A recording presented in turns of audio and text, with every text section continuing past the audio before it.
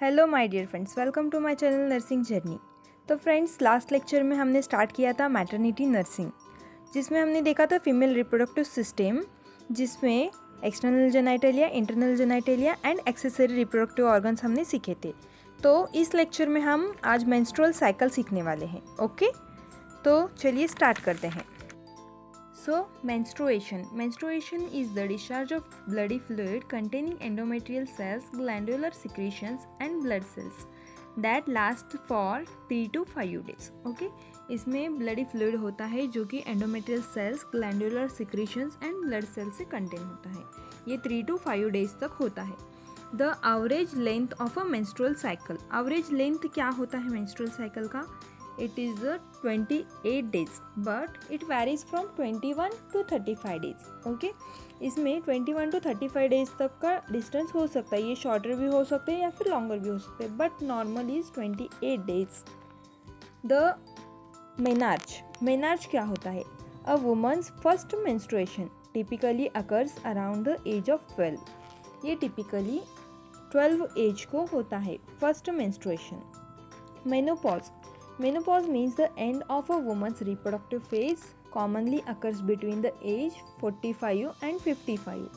The age of menopause is largely the result of genetics. जो menopause होता है वो complete cessation होता है menstruation का. ओके, ये reproductive phase का end होता है commonly 45 and 55 के age के between होता है, और ये जेनेटिक्स पर भी वैरी कर सकता है। जेनेटिक्स जैसे होंगे वैसे वो कम ज़्यादा हो सकता है। So guys, menstrual cycle can be divided into 3 phases. ये 3 फेजेस में डिवाइड होता है. First is a menstrual phase, second is a proliferative और follicular phase, third is a secretory और ल्यूटियल फेज. मेंस्ट्रुअल फेज जो होता है वो 1st to 4th डे तक होता है. 1st to 4th डे तक मेंस्ट्रुअल फेज होता है. प्रोलिफरेटिव और फॉलिकुलर फेज जो होता है वो 5th to 13th डे तक होता है. 5th डे टू 13 डे तक. और ओव्यूलेशन जो होता है वो 13 and 16 डे के बीच में होता है. सो कंफ्यूज मत होइएगा.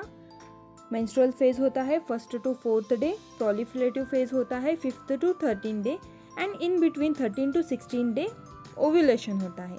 And last is a secretory और ल्यूटियल फेज जो है 14 to 28 डे तक. सो हम फर्स्ट देखते हैं मेंस्ट्रुअल फेज. मेंस्ट्रुअल फेज में क्या होता है? Endometrium becomes very thin. Endometrium बहुत थिन होता है, but due to low oestrogen level hypophysis secretes more FSH. But जो ईस्ट्रोजन लेवल लो होता है उसके वजह से मोर एफएसएच का सिक्रीशन होता है. एफएसएच क्या करता है? स्टिमुलेट करता है सिक्रीशन को जो कि ईस्ट्रोजन देता है, which serve as a proliferation, a signal to the endometrial basal layer. जो कि proliferation जो FSH स्टिमुलेट करता है सिक्रीशंस को ईस्ट्रोजन के, वो proliferation करता है signal to the endometrial basal layer को. सेकेंड फेज है प्रोलिफरेटिव फेज, जिसको फॉलिकुलर और ईस्ट्रोजन फेज भी कहा जाता है. ये होता है 5th to 13 डे तक. इसमें क्या होता है? Due to the rise of follicle stimulating hormone FSH, जो FSH होता है वो राइज होता है, उसकी वजह से during the first days of the cycle several ovarian follicles are stimulated. Okay, जो FSH होता है वो फर्स्ट डेज में राइज हुआ था. फर्स्ट साइकिल में जो हमने फर्स्ट फेज देखा था मेंस्ट्रुअल फेज, उसमें FSH राइज हुआ था. उसकी वजह से यहाँ पर सेकेंड फेज में बहुत सारे ओवेरियन फॉलिकल्स जो है वो स्टिमुलेट होते हैं. जो the follicle that reaches maturity called a Graafian follicle. जो फॉलिकल्स मैच्योरिटी को रीच होते हैं उनको ग्राफियन फॉलिकल कहा जाता है. At the end of this phase ovulation occurs.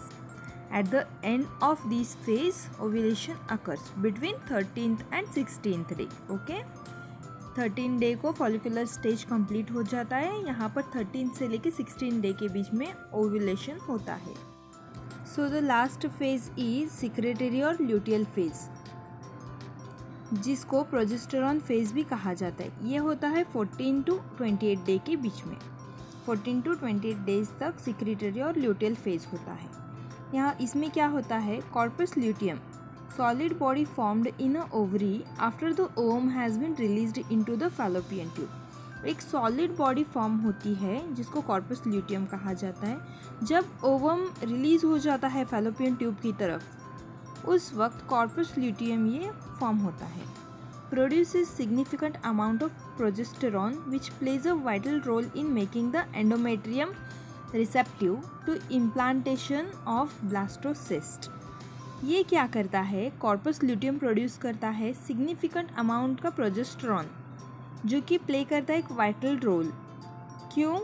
Endometrium receptive बनाता है। ये प्रोजेस्टेरॉन सिक्रेट होता है, उसकी वजह से एंडोमेट्रियम रिसेप्टिव होता है जो कि इम्प्लांटेशन के लिए इम्पॉर्टेंट है। जो ब्लास्टोसिस्ट आता है वो यहाँ पर इम्प्लांट होता है। Then falling level of progesterone में trigger and beginning of the next cycle. If in case implantation नहीं हुआ, एंडोमेट्रियम को ब्लास्टोसिस्ट रिसीव नहीं हुआ, तो प्रोजेस्टेरॉन का लेवल फॉल होने लगता है जो कि ट्रिगर करता है मेंस्ट्रुअल साइकिल को, जो कि नेक्स्ट साइकिल बिगिन करता है। इसी तरीके से मेंस्ट्रुअल फेज आता है, प्रोलिफरेटिव फॉलिकुलर फेज आता है, देन सेक्रेटरी और ल्यूटियल फेज आता है। ऐसे कंटिन्यू मेंस्ट्रुअल साइकिल होते रहता है।